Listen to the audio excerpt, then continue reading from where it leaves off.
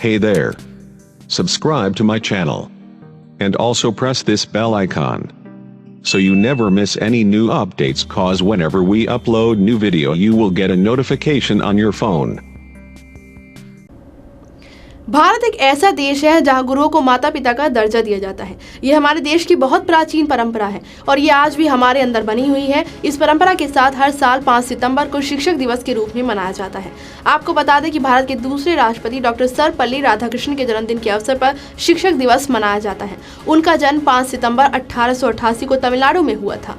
नमस्कार, स्वागत है आपका सिने आजकल न्यूज में। मैं हूं आपके साथ साक्षी वर्मा। आप सभी को शिक्षक दिवस की हार्दिक शुभकामनाएं। चलिए शुरुआत करते हैं आज की बड़ी खबरों के साथ।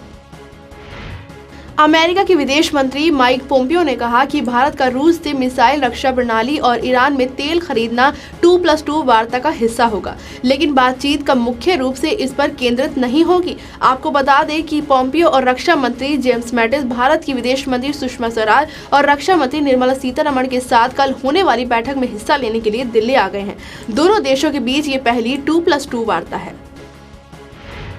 टीचर्स डे के मौके पर प्रधानमंत्री नरेंद्र मोदी ने नई दिल्ली में राष्ट्रीय शिक्षक पुरस्कार के विजेताओं से बातचीत की और छात्रों की अंतर्निहित शक्ति को बाहर निकालने की दिशा में काम करने के लिए आह्वान किया।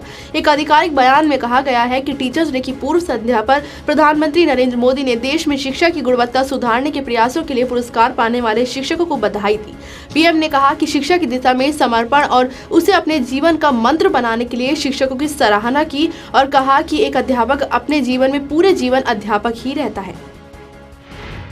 राष्ट्रीय सुरक्षा सलाहकार अजीत डोभाल ने कहा कि जम्मू कश्मीर के लिए संविधान में एक अलग संविधान का जिक्र नहीं होना चाहिए। किसी राज्य के लिए एक अलग संविधान का होना देश की संप्रभुता से समझौता करने जैसा है।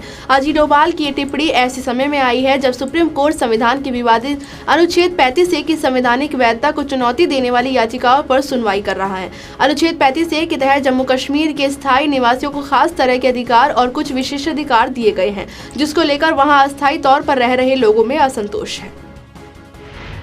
दक्षिण एशिया में शांति के लिए भारत और पाकिस्तान के बीच संवाद बहाल करने के लिए अनिवार्य बताते हुए जम्मू कश्मीर की पूर्व मुख्यमंत्री महबूबा मुफ्ती ने अपील की है कि कश्मीर की खातिर प्रधानमंत्री नरेंद्र मोदी को पाकिस्तान से अपने समकक्ष इमरान खान और मित्रता का हाथ बढ़ाना चाहिए। पीडीपी के अध्यक्ष ने यह भी अपील की कि दोनों पड़ोसी देशों के बीच शांति की प्रक्रिया बहाल करने के लिए प्रधानमंत्री को दिवंगत प्रधानमंत्री अटल बिहारी वाजपेयी के नक्शे कदम पर चलना चाहिए।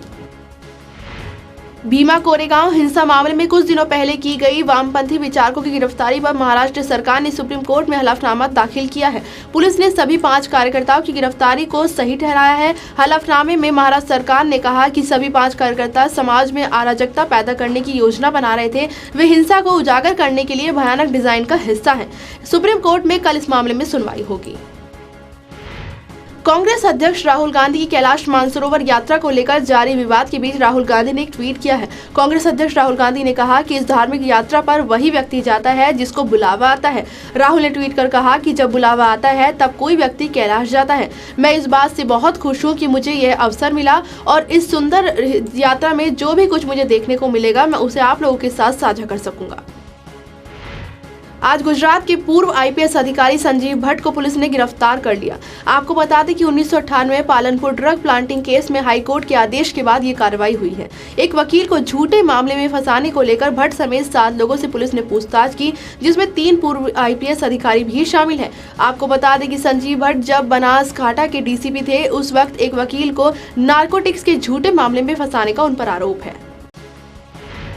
राफेल डील मामला सुप्रीम कोर्ट पहुंच गया है। इस डील को रद्द करने को लेकर दायर जनहित याचिका पर सुप्रीम कोर्ट सुनवाई करने को तैयार हो गया है। सुप्रीम कोर्ट अगले हफ्ते याचिका पर सुनवाई करेगा। दरअसल सुप्रीम कोर्ट के वकील ML शर्मा ने सुप्रीम कोर्ट में जनहित याचिका दायर कर राफेल डील के भ्रष्टाचार का आरोप लगाते हुए इसे रद्द करने की मांग की है। भारत की बहुचर्चित फिल्मी पत्रिका सिने आजकल नया मगर सबके जुबान पर एक ही नाम, सिने आजकल। विज्ञापन, interview, film promotion, press conference के लिए संपर्क करें CHEC media. Mobile number 9350816300। Email ID है cineajkalindia@gmail.com। उत्तर प्रदेश के कानपुर में तैनात पुलिस अधीक्षक सुरेंद्र कुमार दास ने जहर खाकर आत्महत्या करने का प्रयास किया है। एसपी सिटी ने ऐसा खौफनाक कदम किस चलते उठाया यह तो अभी साफ नहीं है। हालत बिगड़ने पर एसपी सिटी को फौरन शहर के अस्पताल रेजेंसी अस्पताल में भर्ती कराया गया। अभी तक इस घटना के पीछे की वजह साफ नहीं हो पाई है। फिलहाल डॉक्टर ने एसपी सिटी को आईसीयू में भर्ती रखा है, जहाँ उनकी हालत अभी भी स्थिर नहीं है। आज राजधानी दिल्ली की सड़कों पर मोदी सरकार के खिलाफ महंगाई, न्यूनतम भत्ता, कर्ज माफी समेत कई बड़े मुद्दों को लेकर देश के किसान हल्ला बोलने पहुंचे। सुबह किसानों का ये मार्च रामलीला मैदान से शुरू होकर संसद मार्ग पहुंचा। इस प्रदर्शन में देश भर से आए किसान एकत्रित हुए। यहां तक कि बाढ़ प्रभावित केरल के किसान भी प्रदर्शन करने पहुंचे। मार्च में मौजूद किसानों ने कहा कि चुनाव तो आते जाते रहते हैं, लेकिन सरकार की नीतियां गलत हैं। सरकार को किसानों, मजदूरों और गरीबों को लेकर अपनी नीतियों को बदलना चाहिए।